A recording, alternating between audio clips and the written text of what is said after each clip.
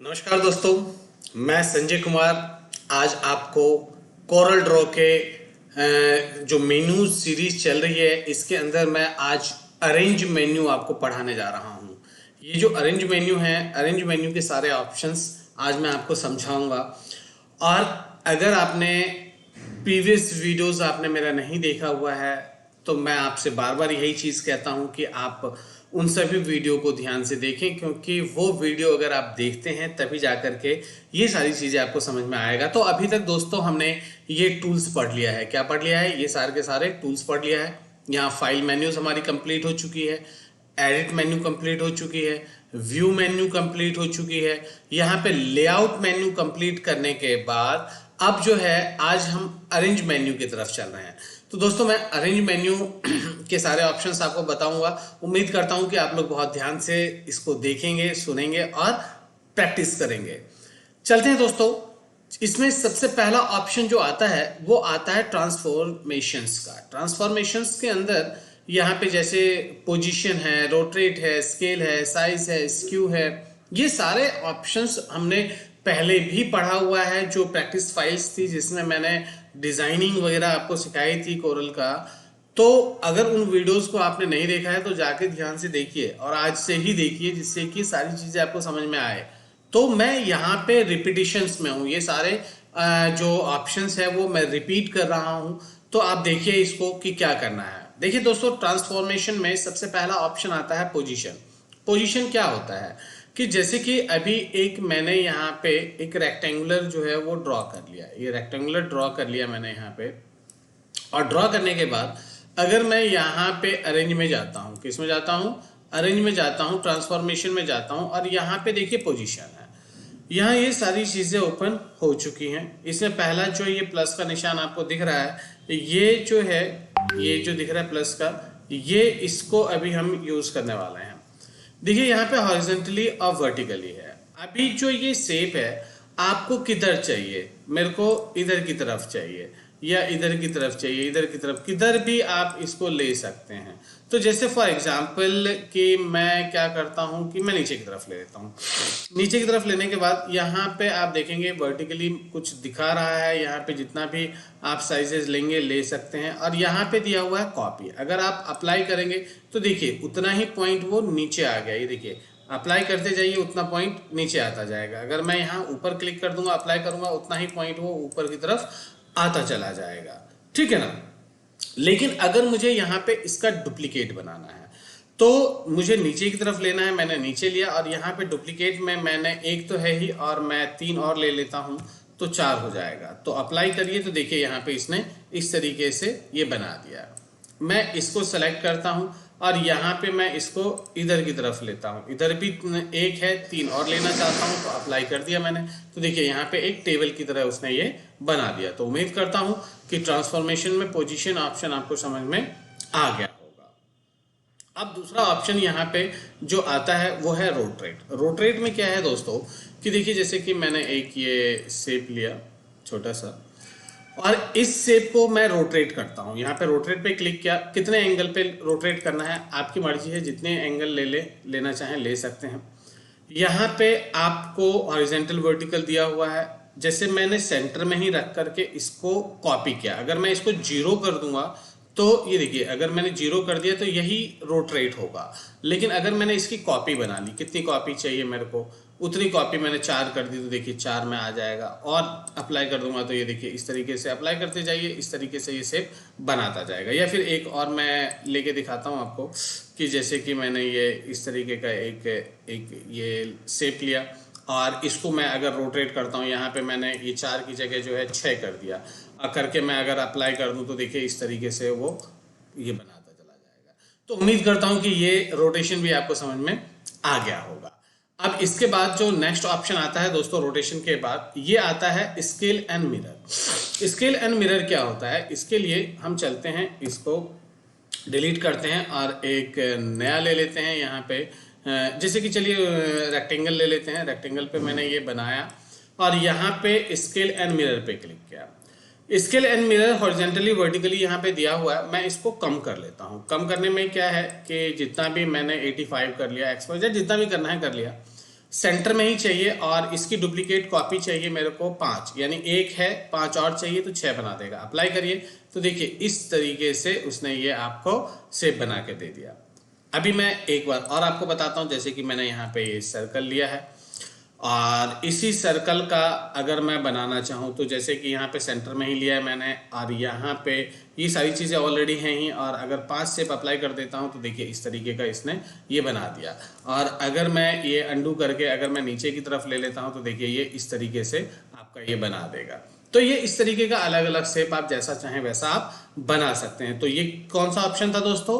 Scale and mirror option. उम्मीद करता हूँ आपको समझ में आ गया होगा। इसके बाद नेक्स्ट ऑप्शन की तरफ हम चलते हैं और नेक्स्ट ऑप्शन जो है ये है आपका साइज। साइज क्या होता है दोस्तों कि जैसे आपने ये कोई शेप लिया है और इसका साइज आपको कम ज़्यादा करना है। मैंने साइज ले लिया, हॉरिजॉन्टली लेना है, वर्टिकली लेना है, कैसे लेना है। तो यहाँ पे मैंने क्या किया कि यहाँ पे हॉरिजॉन्टली इसको 5 कर दिया, ठीक है ना। और यहाँ पे मैंने क्या किया कि इसका डुप्लीकेट लेना है या इसी को करना है, तो मुझे इसी को करना है, ओके करिए। तो देखिए इसका साइज बढ़ गया। अगर मैंने इसको 2 कर दिया तो आप देखेंगे इसका साइज कम हो जाएगा। अगर मैं इसका डुप्लीकेट लूंगा तो आपको पता ही है कि जितना भी डुप्लीकेट आपको चाहिए वो डुप्लीकेट आप कर देंगे तो उस हिसाब से वो इसके ऊपर उसने डुप्लीकेट बना के रख दिया। ये देखिए जितना भी आपने लिया होगा उतना डुप्लीकेट वो यहाँ पे बना करके दे देगा। तो इस तरीके से आप किसी भी शेप का साइज छोटा बड़ा कर सकते हैं। तो उम्मीद करता हूं ये भी आपको समझ में आ गया होगा। अब नेक्स्ट ऑप्शन की तरफ अगर हम बढ़ते हैं तो नेक्स्ट ऑप्शन आता है स्क्यू। स्क्यू क्या होता है दोस्तों? अब स्क्यू में मैं स्क्यू करके चलते हैं। अब जैसे मैंने यहाँ पे लिया, अब यहाँ पे ये चीज़ है, इसको स्क्यू करते हैं। स्क्यू क्या होता है कि किसी भी एक तरफ से इसको स्क्यू करना, खींचना। अब जैसे मैंने हॉरिजेंटल कर दिया तो यहाँ देखिए मैंने यहाँ पे हॉरिजेंटल इतना कर दिया, मैं 40 डिग्री कर दिया, और मैं इसी को अगर डुप्लीकेट करूंगा तो डुप्लीकेट को करेगा, लेकिन मैं इसी शेप को करना चाहता हूं तो अप्लाई करूंगा तो देखिए ये इधर इसने इतना इसको रोटेट कर दिया। लेकिन अगर इसी को मैं यहाँ से माइनस कर दूं तो माइनस करने पे ये पहले की तरह हो जाएगा, ये देखिए। और अगर मैंने दोबारा अप्लाई किया तो पहले लेफ्ट की तरफ हुआ था, अब राइट की तरफ हो जाएगा। तो ये होता है स्क्यू। आप जैसा चाहें उधर से एक तरफ से अपने शेप्स को किधर भी खींच सकते हैं, ये होता है स्क्यू। तो दोस्तों ये उम्मीद करता हूं कि ये सारी चीजें आपको समझ में आ चुकी होंगी। अब हम अरेंज के अंदर नेक्स्ट चलते हैं, क्लियर ट्रांसफॉर्मेशंस। क्लियर ट्रांसफॉर्मेशंस क्या होती है दोस्तों? अभी जो आपने ट्रांसफॉर्मेशंस की हुई हैं, जो भी किसी भी ऑब्जेक्ट में अगर कोई ट्रांसफॉर्मेशन आपने की है और आप चाहते हो कि वो ट्रांसफॉर्मेशंस क्लियर हो जाए और आपका जो भी शेप ओरिजिनल शेप में आ जाए जैसा पहले था, तो उसके लिए आप क्लियर ट्रांसफॉर्मेशन कीजिए। देखिए जैसा आपका शेप था वैसा का वैसा हो गया, यानी कि जो भी आपने इसमें ट्रांसफॉर्मेशंस की होंगी, जो भी चेंजेस की होंगी, जो भी बदलाव क्या होगा, वो सब खत्म हो करके जो ओरिजिनल शेप था वैसा का वैसा आपको दिखा देगा। तो ये होता है क्लियर ट्रांसफॉर्मेशन। अब आता है align and distribute. Align and distribute क्या होता है दोस्तों? जैसे कि इसको चलिए डिलीट करते हैं और एक नया शेप ले लेते हैं, और नया शेप जो है, एक नया शेप लेकर के जो है हम आगे बढ़ते हैं। और आगे हमारा नेक्स्ट टॉपिक आता है आपका, यहाँ पे अरेंज में चलते हैं और अच्छा एक नया शेप बना लेते हैं। यहाँ पे एक मैंने सर्कल बना लिया और इस सर्कल को अरेंज में जाकर अलाइन में जाकर के और मैंने सेंटर ऑफ द पेज कर दिया। तो ये देखेंगे कि ये सेंटर ऑफ द पेज में जाकर के ऑटोमेटिकली आ गया। अगर आप देखेंगे इसको यहाँ से हॉरिजेंटली करेंगे तो देखिए हॉरिजेंटली वो ऑलरेडी है, तो जहां आप इसको मूव करना चाहेंगे वो वहां से ये मूव करके आपको दिखाएगा। बाकी लेफ्ट राइट ये तो जो जो चीज़ें हैं वो आती हैं। अब जैसे यहाँ पे आपने ये बना लिया, एक बना लिया, और इसको अगर आप करेंगे तो आप देखेंगे कि ये लेफ्ट राइट की तरफ जो है वो डिस्ट्रीब्यूट होता चला जाएगा दोस्तों। कि जैसे कि मैंने ये शेप बनाया, इसी का मैंने डुप्लीकेट बना के किसी को ऊपर किसी को नीचे इस तरीके से मैंने अरेंज कर दिया। ये देखिए आप इस तरीके से मैंने अरेंज कर दिया। अब मैं ये चाहता हूं कि ये बिल्कुल एक लाइन में, एक सीक्वेंस में ये अरेंज हो जाए। तो आप क्या करेंगे, अरेंज में जाएंगे और यहाँ पे डिस्ट्रीब्यूट में आप देखेंगे कि यहाँ पे हॉरिजेंटली आप कर देंगे तो ये हॉरिजेंटली में इस तरीके से कर देगा। और अगर आप इसको वर्टिकली करना चाहेंगे तो यहाँ पे देखेंगे कि यहाँ पे ये वर्टिकली में इसको बिल्कुल एक लाइन में ला के रख देगा।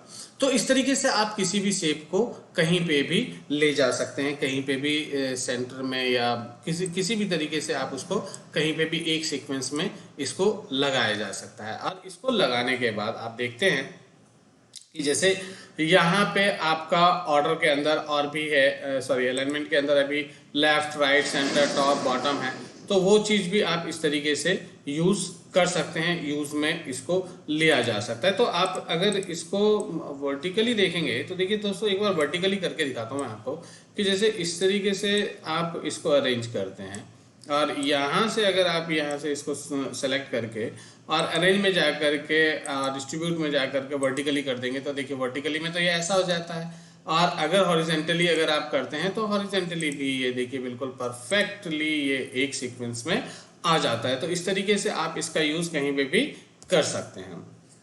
अब देखिए दोस्तों, जैसे कि मैंने एक सर्कल लिया है और यहाँ पे इस सर्कल को अलाइन टू डिस्ट्रीब्यूट क्या है, यहाँ पे अगर आप चलते हैं और यहाँ पे मैंने जैसे कि आपको बताया था, अभी बताया था कि इसके अंदर अगर इसको आप सेंटर ऑफ पेज कर देते हैं तो ये पेज के बीचों बीच आपका आ जाता है ना।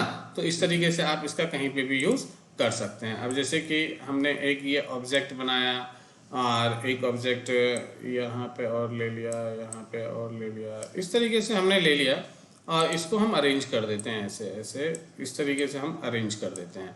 अभी देखिए सभी के अंदर आप अलग अलग कलर कर सकते हैं, इसके अंदर अलग कलर कर सकते हैं, इसके अंदर अलग कलर कर सकते हैं, इसके अंदर अलग कलर कर सकते हैं। तो ये देख रहे हैं आप।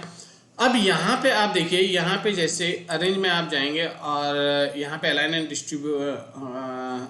डिस्ट्रीब्यूट के अंदर जब आप इसको सेलेक्ट करके यहाँ से यहाँ देखिए ये दिख रहा है आपको। अगर आप यहाँ पे इसको ये यहाँ पे लेफ्ट है, राइट है, टॉप है, बॉटम है, अलग अलग तरीके से है। अगर आप ये इसको लेफ्ट की तरफ करेंगे तो देखिए लेफ्ट की तरफ आ जाएगा। अगर आप इसको यहाँ से राइट की तरफ करते हैं तो ये राइट की तरफ मूव हो जाएगा। देख रहे हैं आप, बिल्कुल राइट की तरफ एक अलाइनमेंट में आ गया है।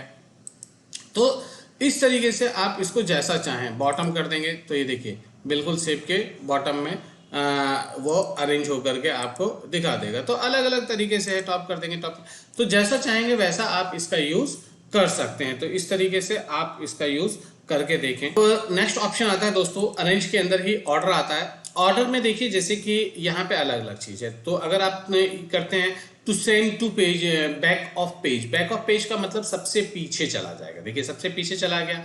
और अगर आप इसको यहाँ से ऑर्डर में जा करके और यहाँ पे फ्रंट ऑफ पेज कर देंगे तो पहले की तरह हो जाएगा।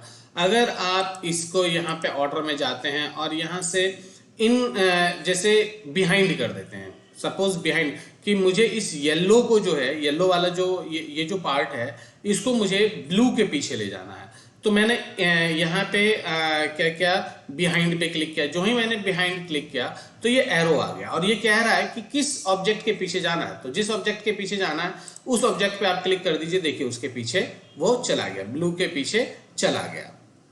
इसी तरीके से अगर आपको उसको फ्रंट पे लाना है तो इन फ्रंट ऑफ ले लीजिए। किसके फ्रंट पे लेना है, मुझे ये येलो के फ्रंट, येलो कह रहा हूँ, ब्लू के फ्रंट पे लेना है तो ब्लू पे क्लिक कर दीजिए। तो देखिए ब्लू के फ्रंट पे आ जाएगा।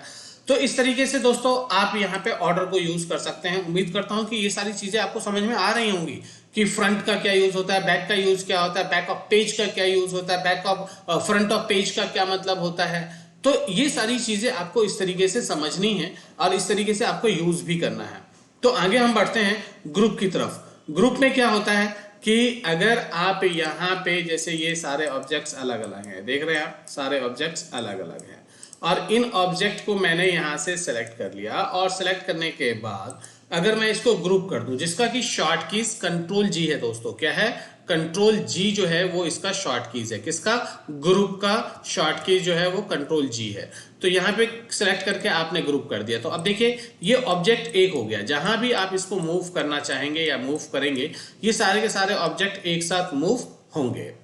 तो इस तरीके से जब आप कोई भी चीज ड्राइंग बनाते हैं या जो भी आप बना रहे होते हैं, शेप हो, डिजाइन हो, XYZ कुछ भी आप बना रहे होते हैं, तो उसको बनाने के बाद सेलेक्ट करके आपको ग्रुप कर लेना चाहिए। जिससे कि ग्रुप होने से क्या होगा कि उसका किसी भी शेप का कोई पार्ट मूव नहीं होगा।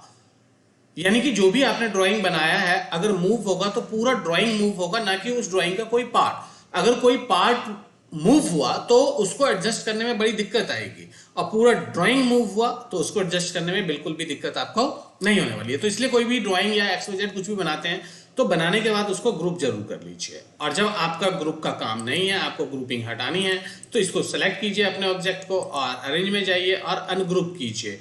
जो ही अनग्रुप है, अनग्रुप का शॉर्ट कीज है कंट्रोल यू। क्या है? Control you. कंट्रोल यू जो है वो अनग्रुप का शॉर्ट कीज है। अनग्रुप कर दीजिए या अनग्रुप ऑल कर दीजिए, बात एक है। तो वो सारे के सारे ऑब्जेक्ट फिर से अलग अलग हो जाएंगे। ये देखिए, हो गया ना? समझ में आया? ठीक है दोस्तों, अगर ये समझ में आ गया है तो अब हम आगे की तरफ चलते हैं। और जहां समझ में नहीं आए, कोई भी पॉइंट अगर आपको समझ में नहीं आता तो कमेंट जरूर कीजिएगा, मैं कमेंट का रिप्लाई जरूर करूंगा आप लोगों को। तो देखिए यहाँ पे नेक्स्ट आता है, अब यहाँ पे जैसे कि कंबाइन है और ब्रेक है नेक्स्ट ऑप्शन। तो यहाँ पे हमें क्या करना है दोस्तों कि जैसे एक मैं ये सर्कल लिया मैंने और एक सर्कल मैंने और ले लिया और इसी को मैंने इस पे चढ़ा दिया। अब मैं चाहता क्या हूं दोस्तों? मैं चाहता हूं कि ये जो ऑब्जेक्ट है, इस ऑब्जेक्ट में अगर मैं कलर करूं तो ये जो बीच वाला जो एक दूसरे को काट रहा है ये पॉइंट, इसके अंदर कलर ना हो। तो इसके लिए देखिए, जैसे कि मैंने अभी कलर किया तो दोनों ऑब्जेक्ट में सेम कलर हुआ, लेकिन मैं क्या करूंगा, इसको सेलेक्ट करूंगा और अरेंज में जाकर के कंबाइन कर दूंगा। ये देखिए कंबाइन हो गया। अब कंबाइन करने के बाद अगर आप कलर फिल करते हैं तो देखिए दोस्तों, यहां पे कलर हुआ, यहां पे कलर हुआ, लेकिन इसके अंदर कलर नहीं हुआ। तो इस तरीके से आप अपने ऑब्जेक्ट को कंबाइन कर सकते हैं। और अगर आपको कंबाइन नहीं करना है तो इसको वापस सेलेक्ट कीजिए और सेलेक्ट करने के बाद अगर आप इसको अलग अलग करना चाहते हैं, दोनों ऑब्जेक्ट, अभी तो ये दोनों ऑब्जेक्ट एक हो गया है, अगर दोनों को अलग अलग करना है तो सेलेक्ट कीजिए, अरेंज में जाइए और ब्रेक कर्व अपार्ट, बहुत बार बताया है मैंने, जिसका कि शॉर्ट कीज कंट्रोल के है। तो आप यहां क्लिक करिए, हो गया, देखिए अलग अलग हो गया, दोनों में सेम कलर, ये देखा आपने। तो ये होता है ब्रेक अपार्ट। इसके बाद दोस्तों लॉक ऑब्जेक्ट।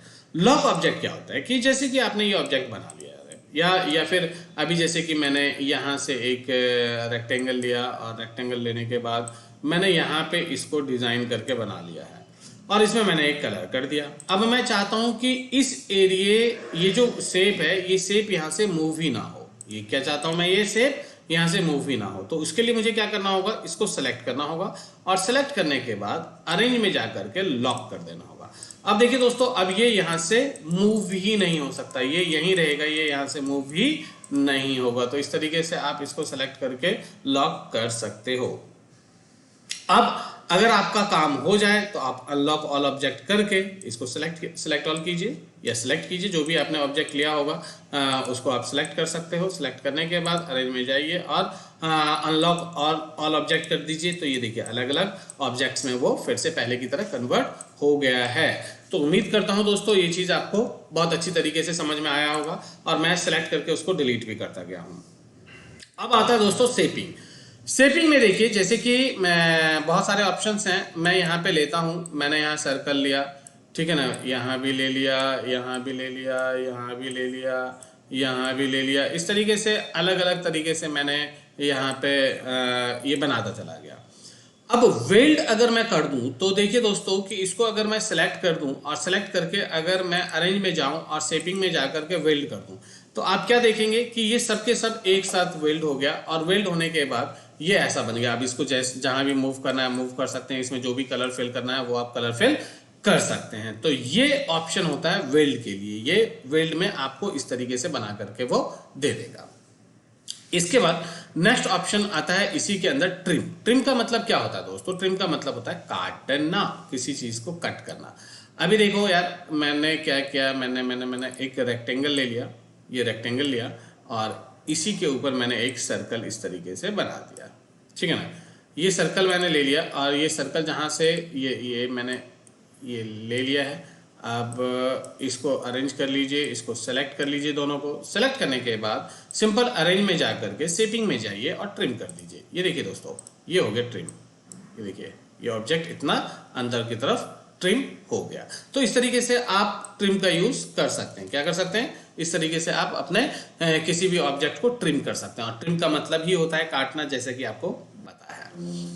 आगे हम बढ़ते हैं नेक्स्ट ऑप्शन की तरफ। ट्रिम के बाद आता है इंटरसेक्ट। इंटरसेक्ट क्या होता है दोस्तों?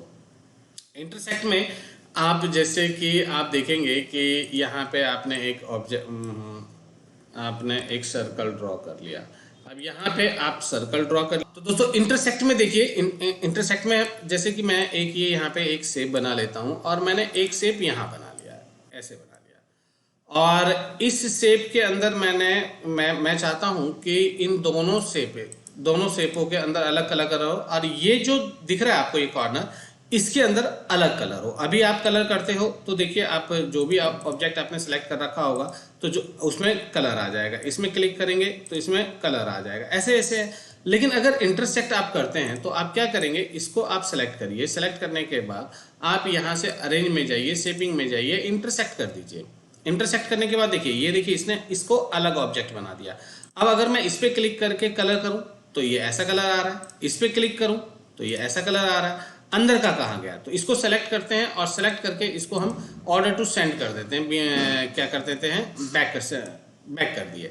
बैक करने पे आप देखेंगे कि ये ऑब्जेक्ट एक अलग आ गया। अब इस ऑब्जेक्ट को क्लिक कर रहे हैं तो देखिए इतना ही एरिया सेलेक्ट हो रहा है, और सेलेक्ट करने के बाद इसमें जो भी कलर करना है आपको वो आप कलर करके देख लीजिए, तो उसके अंदर वही कलर हो जाएगा। तो ये होता है दोस्तों इंटरसेक्ट ऑप्शन। क्या होता है?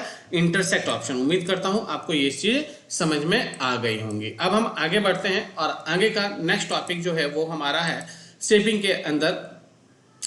ये इंटरसेक्ट के बाद आता है सिंप्लीफाई।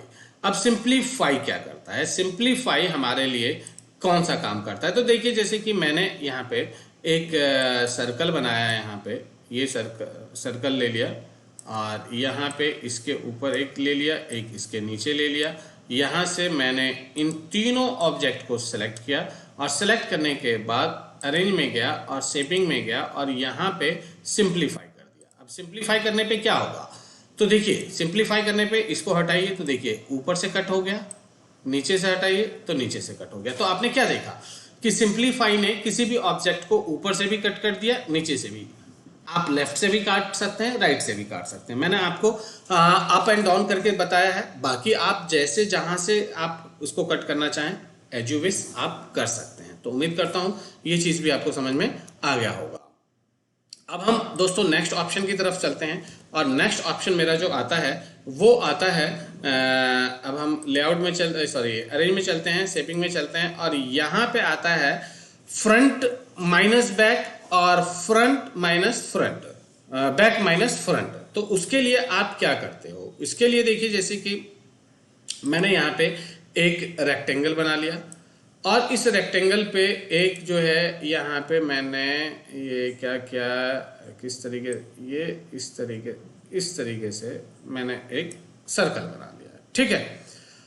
अब अगर मैं इसको सेलेक्ट कर लूँ, इन दोनों ऑब्जेक्ट को मैं सेलेक्ट कर लेता हूँ, और सेलेक्ट करने के बाद आप देखेंगे अरेंज में जाएंगे, शेपिंग में जाएंगे, और यहाँ पे अगर मैंने फ्रंट माइनस बैक किया तो देखिए फ्रंट माइनस बैक ने क्या किया कि इधर के ऑब्जेक्ट को कट कर दिया और आपका शेप ऐसा बना दिया है। और अगर आप इसी को अरेंज में जा करके, शेपिंग में जा करके, और यहाँ पे बैक माइनस फ्रंट कर देंगे तो देखिए ऊपर की तरफ से कट कर दिया और आपका ऑब्जेक्ट इस तरीके से उसने बना दिया। तो ये होता है दोस्तों, इसको कहते हैं हम शेपिंग में फ्रंट माइनस बैक और बैक माइनस फ्रंट का यूज। उम्मीद करता हूं आपको समझ में आ गया होगा। लास्ट ऑप्शन आता है बाउंड्री। बाउंड्री क्या होता है कि जैसे वही चीज आउटलाइन बना देना, एक इस तरीके से मैंने कोई भी ऑब्जेक्ट बनाया, यहाँ पे देखिए, यहाँ पे किसी तरीके से मैंने कोई सा भी ऑब्जेक्ट यहाँ पे तैयार कर लिया।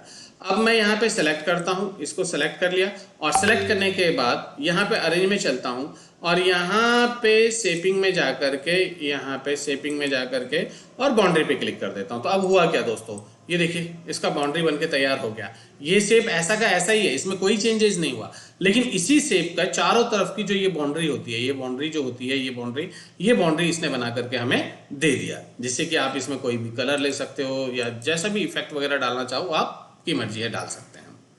तो उम्मीद करता हूं दोस्तों ये चीज भी आपको समझ में आ गया होगा।